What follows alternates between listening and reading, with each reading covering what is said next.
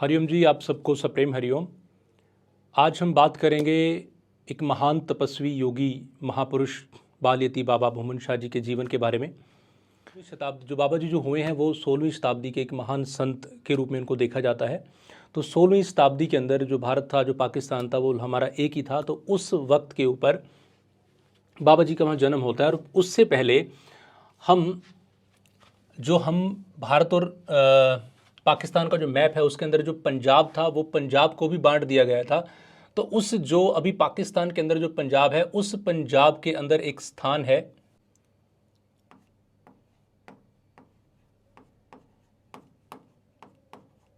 बहलोलपुर। क्या नाम है? बहलोलपुर। इस बहलोलपुर के अंदर एक पति पत्नी रहते हैं बहलोलपुर में, और उनका नाम है श्री हस्साराम जी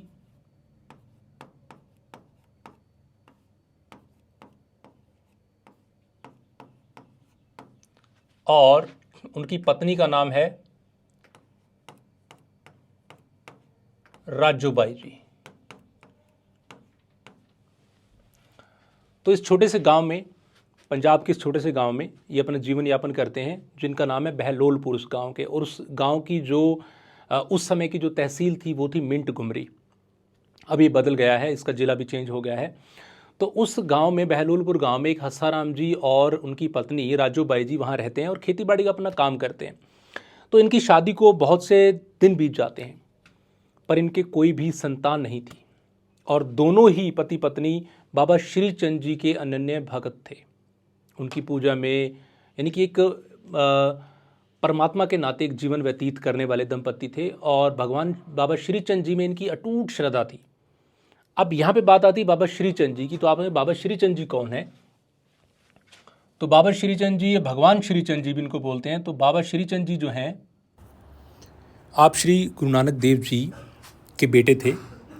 अब सुनिए, तो इनके यहाँ दो बेटे थे बाबा गुरु नानक देव जी के। एक का नाम था लक्ष्मीचंद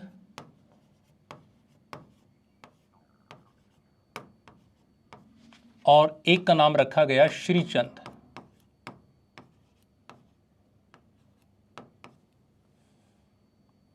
ऐसे भी लिख सकते हैं। और हिंदी में हम इनको श्रीचंद्र और लक्ष्मीचंद्र ऐसे भी बोल देते हैं। तो लक्ष्मीचंद और श्रीचंद जी दो बेटे थे। इसमें से जो बड़े बेटे थे वो थे लक्ष्मीचंद और छोटे बेटे थे वो श्रीचंद जी थे। तो आप सबको पता है कि जो श्री गुरु नानक देव जी थे, इन्होंने पूरी जो उस समय की जो धार्मिक कुरीतियों का खंडन किया और सबको ये बताया कि परमात्मा का स्वरूप जो एक ही है और उसको ही आप उसको आराधें, और भी कोई दूसरा रूप परमात्मा का नहीं है। तो ऐसे ही इनके जो पुत्र थे, जो छोटे पुत्र थे बाबा श्रीचंद जी, इन्होंने भी अपने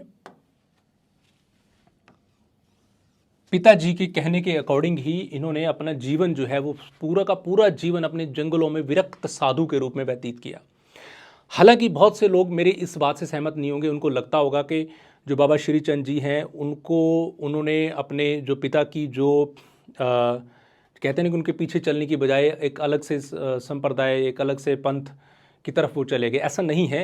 देखो, एक ऐसा बेटा जिसको ना अपने पिता की रियासत चाहिए, ना उनकी जायदाद चाहिए, ना वो शादियां करवा रहे हैं, सिर्फ और सिर्फ जंगलों में अपना जीवन व्यतीत करने जा रहे हैं, तो ऐसे बेटे को क्यों नहीं वो पूजनीय होंगे। तो इन्होंने कुछ नहीं चाहा, इन्होंने सिर्फ जंगलों में अपना जीवन व्यतीत किया और लगभग कहते हैं कि 149 वर्ष तक ये जीवित रहे।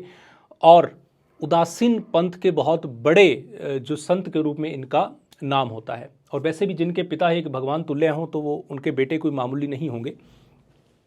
अब चलते हैं आगे। तो मैंने कहा कि जो हस्साराम जी हैं और जो राजूबाई जी हैं वो भगवान श्रीचंद जी की आराधना करते हैं, उनके परम भक्त हैं।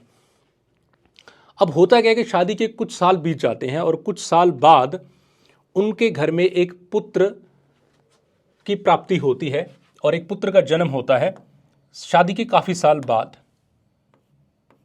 और उस पुत्र का नाम रखा जाता है भूमिया। क्या नाम रखा जाता है? भूमिया।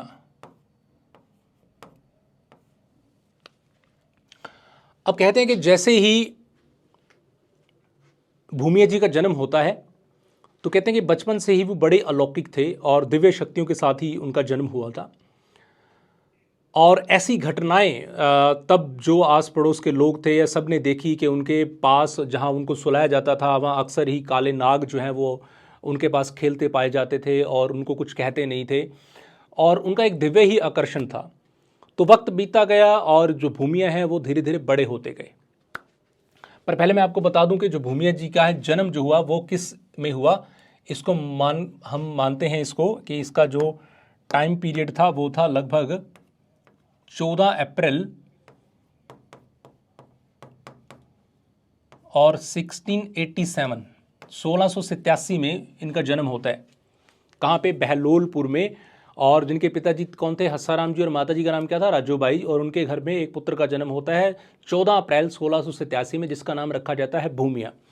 अब भूमिया जैसे जैसे बड़ा होता है और तो जैसे मैंने बताया कि उनकी अलौकिक शक्तियाँ तो उनके पास थी ही, कोई दिव्य बालक थे। तो जैसे जैसे वो बड़े होते हैं तो ऐसे ऐसे उनके साथ ये चमत्कारी घटनाएं और घटित होने लगती हैं। तो आपको जैसा कि पता है कि जैसे हस्साराम जी और राजूबाई जी खेती बाड़ी किया करते थे और इनके कुछ खेत थे, किसानी का काम था, तो डेफिनेटली जो बच्चा है वो भी उसके साथ जाएगा। तो वो भी खेत में जाते थे गाय को चराने के लिए, खेत का काम करवाने के लिए। तो क्या होता कि एक बार देखा गया कि जैसे कुछ खेत में कुछ काम करना था और वो तसले से मिट्टी उठा के कहीं और रखनी थी। तो हुआ ये कि जब भी वो अपने तसले में भर के मिट्टी अपने सिर पे रखें भूमिया जी, तो लोग इस बात को देख के हैरान हो जाएं कि तसला क्या होता था कि उनके सिर से लगभग 4-5 इंच ऊपर खुद ब खुद चलता था। तो अब ये घटना बड़ी अजीब लगती है, बट जो दिव्य पुरुष हैं उनके साथ सब कुछ पॉसिबल है। तो ये बात लोगों ने देखी, गांव के लोगों ने देखी, और ऐसे ही उन लोगों ने, दूसरे गांव के लोग भी उनको देखने के लिए आने लगे कि ये एक चमत्कारी बालक है वहाँ पे और उसके साथ ऐसी घटना होती है। फिर क्या होता कि जैसे वो खेत में गाय चराते और अपना बैठे रहते वहाँ पे खेत के अंदर, तो वो अपना ध्यान भक्ति में लीन रहते। और वैसे ही जैसे मैंने आपको पहले बताया कि उनके पास जो जानवर होते हैं वो उनके पास इकट्ठे हो जाया करते, जिसमें से सांप भी होते और बहुत सारे जंगली जानवर भी उनके साथ पास इकट्ठे हो जाया करते थे। और उनको ना तो उससे भय लगता था और ना ही भूमिया को उनसे भय लगता था। तो ये सब घटनाएं लोगों को बड़ा ही आकर्षित कर रही थी कि एक ऐसा दिव्य बालक है। अब ये सब चीज़ें हस्साराम जी और राजूबाई भी देख रहे थे। अब कोई भी माता पिता अपने बालक के बारे में ऐसे सुनते हैं तो उनको भी एक आश्चर्य लगता है। तो उन्होंने सोचा कि क्या करें, इस बालक के लिए हम इसको पढ़ने के लिए भेज देते हैं। तो ठीक है जी। तो उन्होंने क्या करा, उसको पढ़ने के लिए ना पास का एक गांव है, उस गांव में उनको पढ़ने के लिए भेज दिया जाता है। वहाँ किसी पंडित के पास पढ़ाई करने के लिए, उस टाइम की प्रथा है कि पंडितों के पास पढ़ने के लिए भेजा जाता था। अब बालक लगभग 12-13 साल के होंगे और जब पंडित जी के पास पढ़ने जाते हैं तो वो उनसे अपने आध्यात्मिक जिज्ञासा के अकॉर्डिंग उनसे क्वेश्चन भी पूछते हैं। तो पंडित जी कुछ टाइम उनको ज्ञान देते हैं और उसके कुछ टाइम बाद वो वापस हस्साराम जी के पास आते हैं कि ये जो बालक है इसके जो प्रश्न है मैं इनके आंसर नहीं दे पा रहा हूँ, मेरे पास इन प्रश्नों के उत्तर नहीं है और इस बालक का जो आध्यात्मिक ज्ञान है वो मुझसे भी बहुत अधिक है, तो मुझे क्षमा करें। और इन दिनों में ही जो हस्साराम जी हैं वो क्या करते हैं कि अपना जो गांव था, क्या था नाम गांव का? बहलोलपुर।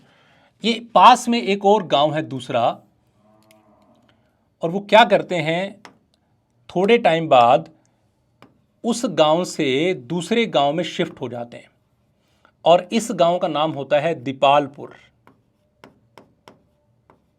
क्या नाम होता है? दीपालपुर। तो वो अपने बेटे को लेकर दीपालपुर गांव में आ जाते हैं। अब भूमिया के जो चर्चा है जो कि वो एक आध्यात्मिक बालक है, तो लोग क्या होता है कि दीपालपुर में भी लोगों को इस चीज़ का आभास होता है कि ये एक बालक दिव्य बालक है। तो लोग आध्यात्मिक ज्ञान के लिए, अपने प्रश्न के लिए उनसे अक्सर मिलने आया करते हैं। अब बालक हैं वो 12-13 साल के, बहुत बड़े नहीं हैं, फिर भी लोग उनके पास आते हैं और इस चीज़ का आभास उनके माता पिता को भी हो जाता है कि ये कोई बालक कोई आम बालक नहीं है। तो वो सब लोगों को वैसे ही भोजन करवाते हैं, चाय पानी पिलाते हैं और अक्सर लोग उनके घर आया करते हैं। वक्त बीता जाता है और उम्र हो जाती है उनकी लगभग 15 वर्ष के आसपास। अब एक दिन अचानक यहाँ दीपालपुर में एक संदेशा आता है कि भाई थोड़े ही दूर पे गांव से एक काफिला गुजर रहा है। एक काफिला गुजर रहा है, और काफिला किसका गुजर रहा है यहां से?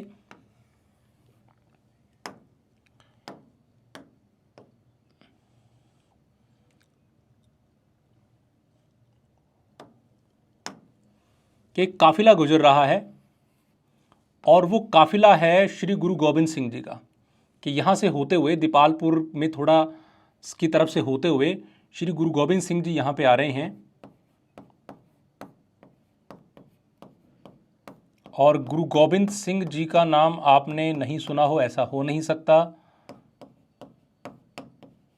तो श्री गुरु गोविंद सिंह जी अपने काफिले के साथ यहाँ से दीपालपुर की तरफ से होके उनको जाना था। तो ये संदेशा ऐसा गांव में खबर फैलती है, लोग उनके दर्शन करने के लिए भी पहुंचते हैं। तो जब ये खबर भूमिया को भी पता चलती है कि इस तरीके से श्री गुरु गोविंद सिंह जी यहाँ से जाने वाले हैं दीपालपुर के पास से होके, तो वो क्या करते हैं, वो अपने माता पिता को बोलते हैं कि मुझे एक तो उनके दर्शन करने जाना है, और मैं चाहता हूँ कि मैं एक आध्यात्मिक मंत्र दीक्षा, संन्यास की मंत्र दीक्षा मैं श्री गुरु गोविंद सिंह जी से लूँ, मुझे आप आज्ञा दीजिए। अब माता पिता के लिए बड़ा ये कठिन बात है कि अपने इकलौते बेटे को इस तरीके की आज्ञा देना। फिर भी उन्होंने कहा कि ठीक है जी, आप जाइए और आप दर्शन कीजिए। तो क्या होता है कि भूमिया यहाँ श्री गुरु गोविंद सिंह जी से, जो कि दीपालपुर के यहाँ आउटर में कहीं थोड़ी देर के लिए वो रहते हैं, तो यहाँ उनसे आके मिलते हैं कि मुझे इस तरीके से ऐसी जिज्ञासा है कि मैं भगवान की भक्ति करना चाहता हूँ और मैं एक सन्यासी का जीवन जीना चाहता हूँ, तो आप मुझे मंत्र दीक्षा दीजिए ताकि मैं अपना जीवन इस तरीके से व्यतीत कर पाऊँ। तो गुरु गोविंद सिंह जी उनको कहते हैं कि मैं आपको मंत्र दीक्षा नहीं दे सकता, और आपकी दीक्षा आपके एक गुरु हैं, और जो कि यहाँ से थोड़ी सी दूर लगभग 20-22 किलोमीटर दूरी पे वो रहते हैं, और वो उदासीन पंथ के संत हैं, और उनका नाम है पाकपटन, एक जगह है वहाँ पे रहते हैं, और उनका नाम है संत बाबा प्रीतम दास जी। तो आप उनके पास जाइए, वो अवश्य ही आपको अपने पंथ के अंदर दीक्षित करेंगे और आपको संन्यास की दीक्षा देंगे। तो आपके लिए यही आदेश है। तो भूमिया को अपना आगे का जो रास्ता है वो दिखाई देता है, और उनको प्रणाम करते हैं श्री गुरु गोविंद सिंह जी को, और वहाँ से वो वापस आ जाते हैं और आके घर पे बोलते हैं कि इस तरीके मुझे यह आदेश हुआ है, और यह मुझे मार्गदर्शन इस तरीके से मिला है कि मैं जाऊँ वहाँ पाकपटन में, और पाकपटन में एक संत हैं संत प्रीतम दास जी, और वो उदासीन पंथ के संत हैं, और वहाँ से मेरे को यहाँ मंत्र दीक्षा और संन्यास दीक्षा वहाँ से होगी। तो अब जो हसाराम जी हैं और राजूबाई जी हैं, वो क्योंकि अब उनकी एक इच्छा है उनके पुत्र की, और उनको जाने देने की वो मांग कर रहे हैं, तो कहते हैं कि ठीक है जी, आपकी अगर इतनी ही घोर इच्छा है तो आप चले जाइए। तो दीपालपुर से कहते हैं कि लगभग 20-22 किलोमीटर की दूरी पर वो पाकपटन नाम का स्थान है। पाकपटन, ठीक है, और यहां पे एक संत रहते हैं, और उनका नाम क्या है? संत प्रीतम दास जी। ये उदासीन परंपरा के बहुत बड़े संत हुए। तो बाबा जी, यानी कि जो अभी भूमिया हैं, जो भी लड़के हैं बिल्कुल छोटी उम्र के, वो पहुंच जाते हैं पाकपटन, और यहाँ से आके मिलते हैं किसको? संत बाबा प्रीतम दास जी को।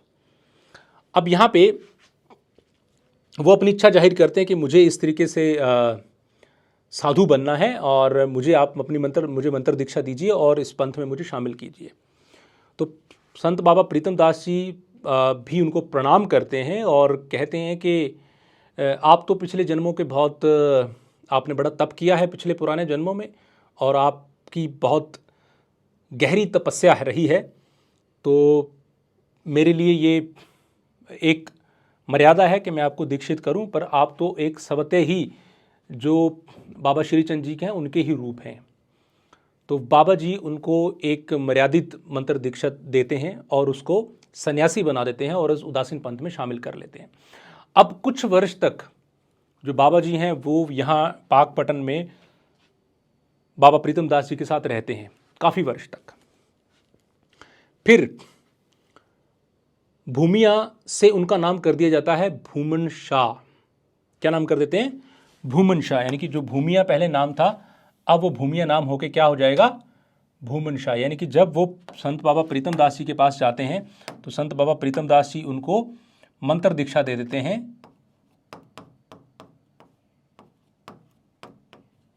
यहाँ उनको मंत्र दीक्षा मिलती है और मंत्र दीक्षा के बाद ही उनका नाम क्या बन जाता है? भूमिया से भूमन शाह बन जाता है।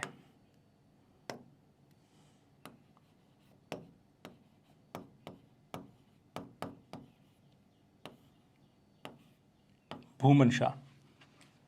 और अब वो भूमन शाह के नाम से लोग उनको जानने लगते हैं।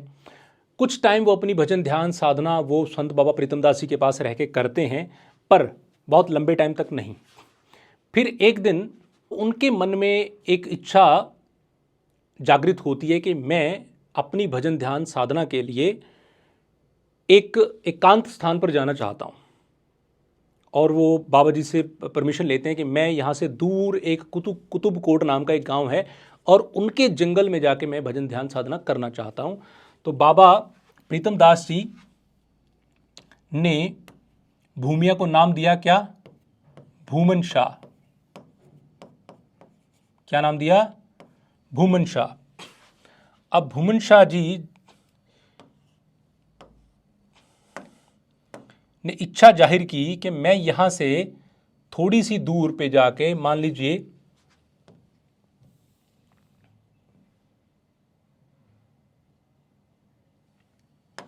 कि मैं यहां से एक स्थान है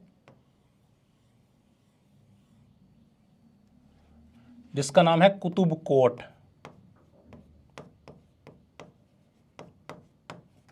कुतुबकोट।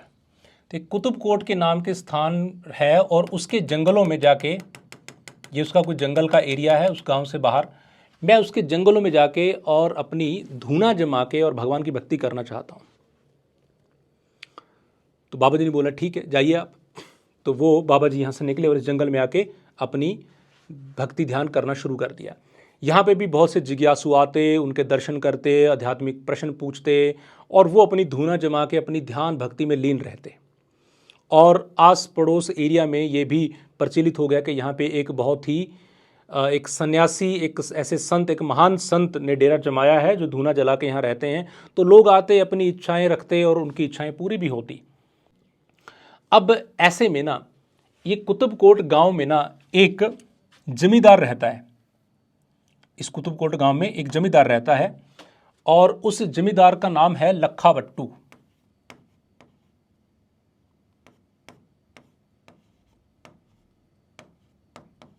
लखावट्टू।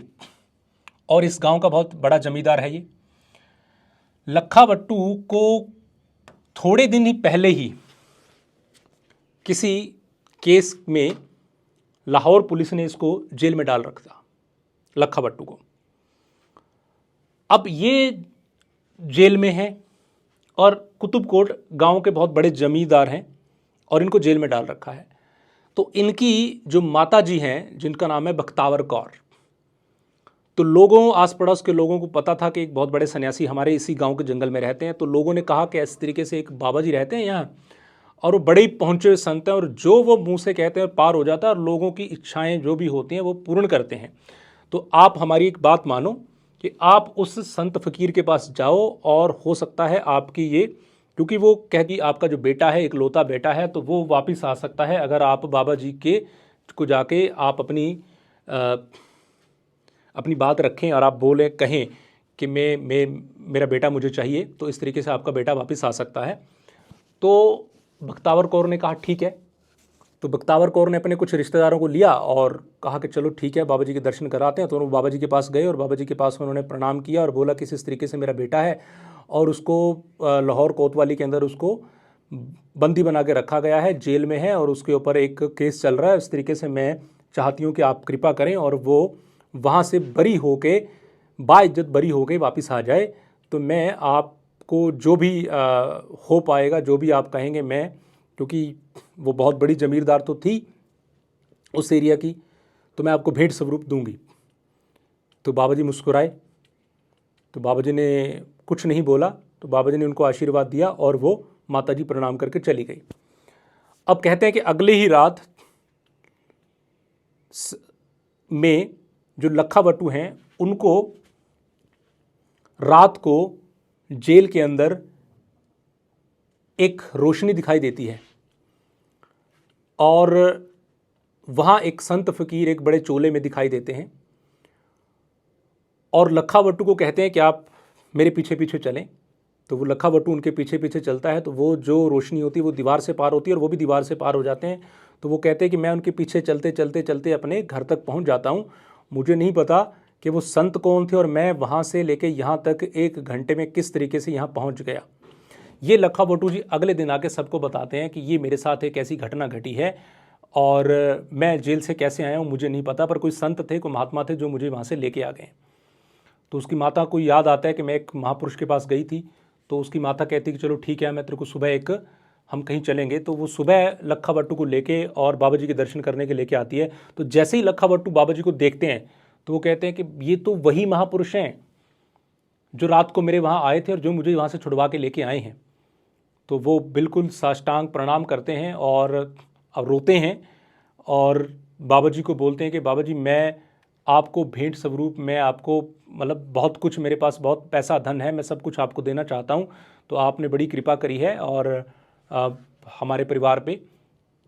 तो बाबा जी कहते हैं कि मुझे धन नहीं चाहिए, मुझे कुछ नहीं चाहिए, हाँ पर आपका जो गांव है यह, मैं यहाँ इस जंगल में धूना जमा के इसलिए रहता हूँ कि ये जो आपका जो गांव जहाँ बसा हुआ है ये मेरी पिछले जन्म की तपोस्थली है। यहाँ मैंने बहुत तप किया है, यहाँ मैंने लंगर चलाया है, यहाँ मेरा धूना जलाया है। तो मैंने पिछले जन्म में मैं यहाँ पे तप करता था। तो अगर आप चाहें तो मुझे यह गांव आप दे दीजिए और आप कहीं और दूसरे गांव में चले जाएं। तो लखावटू कहते हैं कि ठीक है। लखावटू और सब अपने जो भी गांव वाले होते हैं सब आपस में बात करते हैं कि कैसे जो संत जो उन पूरे गांव के ऊपर कृपा ही कर रहे थे तो हम उनको ये दे देते हैं। तो कुछ लोगों ने बोला कि ठीक है, बाबा जी बोल तो रहे हैं पर क्या इसका क्या एविडेंस है, क्या वहाँ पे कैसे मान ले कि वहाँ पे वास्तव में बाबा जी की वो तपोस्थली रही होगी या बाबा जी के ने वहाँ पे एक इस तरीके का कोई पूजा पाठ या ऐसे लंगर चलाया होगा। तो बाबा जी ने एक स्थान बताया कि उस स्थान पे जाके उसकी खुदाई कीजिए और वहाँ पे जाके आपको मेरा पिछले जन्म का जो धूना है, जो कमंडल है, जो चिमटा है वो आपको वहाँ पे मिल जाएगा। तो ऐसा ही लोगों ने किया और उनको वहाँ से खोदा और वो सब चीज़ें वहाँ के बाबा जी की मिल जाती हैं। और ऐसे कहते हैं कि वहाँ से थोड़ी सी दूर पर एक और खुदाई करो, वहाँ पे आपको लंगर में यूज़ हुए सब देगचे, सब बड़े बड़े कढ़ाई सब आपको मिल जाएंगे। और ऐसा ही वहाँ भी हुआ। उन्होंने जब खोदा और जब सब उन्होंने सब पाया तो सब वहाँ पे आके नतमस्तक हुए कि बाबा जी हमें क्षमा करो और हम यह स्थान आपको देते हैं। तो फिर वो जो कुतुबकोट नाम का जो स्थान था वो कुतुबकोट स्थान का नाम किसका हो गया? बाबा जी का हो गया। और बाबा जी के नाम पे ही उस स्थान का नाम धीरे धीरे आने वाले सालों में पड़ गया। यानी कि यही कुतुब जो कोट नाम का जो स्थान था, यही स्थान बाद में क्या नाम का पड़ गया? इस नाम का पड़ गया कि भूमन शाह गांव बन गया इसका नाम, गांव भूमन शाह, गांव भूमन शाह। और ये जो कुतुबकोट के जो लोग थे ये यहाँ से चले गए और इन लोगों ने थोड़ी सी दूर पे एक नया गांव बसाया और उसका नाम था हवेली लखा, हवेली लखा। क्योंकि वो लखावटू था तो यहाँ से उसने अपने नाम का गांव रखा और उसका नाम रख दिया हवेली लखा। तो ये यहाँ से यहाँ चले गए और यहाँ जो कुतुबकोट नाम का गांव था वो बाबा भूमन शाह जी के नाम पे पड़ गया और उसका नाम ही आज भी वहाँ बाबा भूमन शाह जी के नाम पे ही उस गाँव का नाम है। फिर वक्त बीतता रहा, सालों साल बीते रहे, बाबा जी की गरिमा और बढ़ती गई और बाबा जी का पूरा गांव, पूरा एरिया में बहुत बड़ा नाम बाबा जी का हो गया। बाबा जी ने 24 घंटे का बाबा जी ने लंगर चलाया और सेवा को बल दिया। वहाँ सेवा कीजिए और भगवत स्मरण कीजिए और लंगर भूखे को 24 घंटे वहाँ मिलता रहा। तो ये डेरे की परंपरा बाबा जी ने ऐसी चलाई जो कि आज भी चल रही है। बाबा जी हमेशा कहते थे कि देने को अन्नदान और लेने को हरि नाम। अब इसके बाद इनके एक परम शिष्य थे जिनका नाम था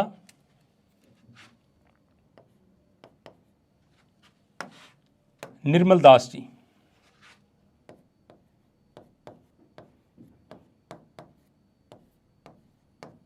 ये इनके पहले शिष्य हुए निर्मल दास जी बाबा जी के बाद। तो बाबा मुंशा जी के बाद पहले शिष्य जो हुए निर्मल दास जी, तो वो परंपरा आगे चलती चली गई। तो इसके बाद बाकी के जो और भी लगभग 10 जो आगे जो डेरा के जो महंत बने, संत बाबा हरभजन दास जी हैं, बाबा गिरधारी दास जी हैं, और ये परंपरा ऐसे ही चलती रही वहाँ भूमनशाह गांव में पाकिस्तान में। अब पाकिस्तान के बाद जब इंडिया और पाकिस्तान का जब बंटवारा हुआ, भारत और पाकिस्तान का लगभग 1947 के अंदर, उस बंटवारे में ये बहुत बड़ी एक विडंबना थी सभी पूरे देश के लिए कि उस बंटवारे के अंदर डेरे को भी वहाँ से इतना अपना प्रिय बाबा मुंशा जी का स्थान छोड़ के इंडिया आना पड़ा। तो उस टाइम पे बाबा गिरधारी दास जी थे वहाँ पे। तो डेरे की बहुत सारी जो ज़मीन थी, लगभग 5000 एकड़ ज़मीन थी, पर उतनी ज़मीन यहाँ पे वापस नहीं मिली, पर कुछ ज़मीन यहाँ पे वापस बाबा गिरधारी दास जी को मिली। तो वो वहाँ से जो डेरा था, जो ये कुतुब कोट का जो बाबा मुंशा गांव का जो डेरा था, ये यहाँ से शिफ्ट होके आ जाता है हरियाणा के एक ज़िला है सिरसा, और सिरसा के अंदर एक गांव है संगरसादा।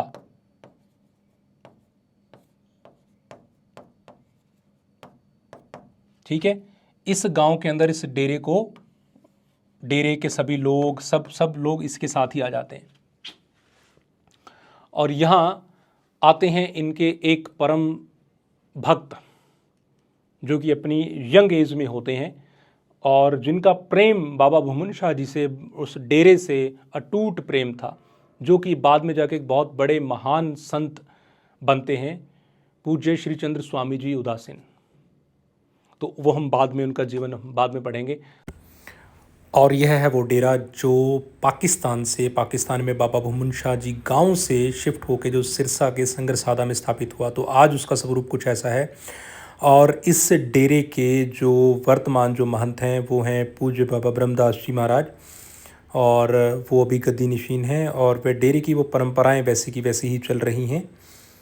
कि हम बाबा मुंशा जी के बारे में हमने पढ़ा, और इसको एक बार फिर से मैं रिवाइज़ करता हूँ कि बाबा भूमनशाह जी, जिनके माता और पिता का नाम है श्री हस्साराम जी और माता राजूबाई जी, 14 अप्रैल 1687 में उनका जन्म होता है बहलोलपुर गांव के अंदर। बहलोलपुर गांव के अंदर जो कि हस्साराम जी और राजूबाई दोनों खेती का काम करते हैं, बहलोलपुर गांव में रहते हैं। फिर उनके जन्म के कुछ साल बाद वो बहलोलपुर गांव से कहाँ चले जाते हैं, दीपालपुर गांव में चले जाते हैं, और फिर वहाँ रहते हैं। और दीपालपुर गांव के अंदर ही बाबा जी को गुरु गोबिंद सिंह जी दर्शन होते हैं, और गुरु गोबिंद सिंह जी ही उनको बोलते हैं कि आप जाइए, कहाँ संत रहते हैं उदासीन परंपरा के संत बाबा प्रीतम दास जी कहाँ रहते हैं, पाकपटन में, वहाँ जाइए, जो कि लगभग 20-22 किलोमीटर दूर था वहाँ से। वहाँ जाइए, उनसे आप दीक्षा प्राप्त कीजिए और अपनी आध्यात्मिक यात्रा को आगे बढ़ाइए। वो जाते हैं, उनसे दीक्षा प्राप्त करते हैं और अपनी आध्यात्मिक यात्रा को निरंतर रूप से चलाते हैं। और फिर कुछ टाइम बाद प्रीतम दास जी के पास रहने के बाद वो कहते हैं कि मुझे एक जंगल में जाके भजन ध्यान करना है, और मुझे जाना है कुतुब कोट नाम के गांव के एक जंगल में। वहाँ से वो कुतुब कोट नाम के गांव के जंगल में जाके रहने लगते हैं, और वहाँ पे एक घटना होती है लखा वट्टू की, कि लखा वट्टू को जेल में था, और वहाँ से बाबा जी उनको छुड़वा के लाते हैं, और इसी भेंट स्वरूप जो लखा वट्टू है पूरे का पूरा गाँव बाबा जी को दे देता है, क्योंकि बाबा जी के कहने के अनुसार कि यह उनकी पुराने जन्म की तपोस्थली थी, जहां उन्होंने कभी बहुत अटूट लंगर चलाए थे। और फिर उसी परंपरा को बाबा जी ने दोबारा फिर शुरू किया, और फिर बाबा जी ने वहां पे लंगर की परंपरा, भजन ध्यान की परंपरा को फिर से शुरू किया, और फिर बहुत बड़ा डेरा वहां पे बना, और उस गांव का नाम हो गया गांव भूमनशाह, जो कि आज भी पाकिस्तान वाले पंजाब के अंदर स्थापित है। उस डेरा को फिर आगे बहुत से उनके जो फॉलोअर्स थे, लाइक संत बाबा निर्मल दास जी, हरभजन दास जी, और आगे चलते चले गए परंपरा, और उन डेरे को संभाला, उसकी रक्षा की, उसको बहुत अच्छे से, जो भी मर्यादित रूप से बाबा जी ने चलाया था वैसे ही वो चलता रहा। बहुत 24 घंटे का लंगर वहाँ चलता रहा, भजन साधना वहाँ चलती रही। और फिर 1947 के अंदर वहाँ डेरा छोड़ के इस पूरे डेरा को बाबा गिरधारी दास जी को कहाँ आना पड़ा, सिरसा जिला के संगरसादा में आना पड़ा। जी, तो ये था बाबा जी के जीवन के ऊपर छोटा सा हमारा video lecture. So I hope so कि आपको ये पसंद आएगा और आप इससे जो बाबा जी के प्रति जो नॉलेज है वो आपकी बढ़ेगी। सो धन्यवाद आप सबका सुनने के लिए। हरिओम, प्रणाम।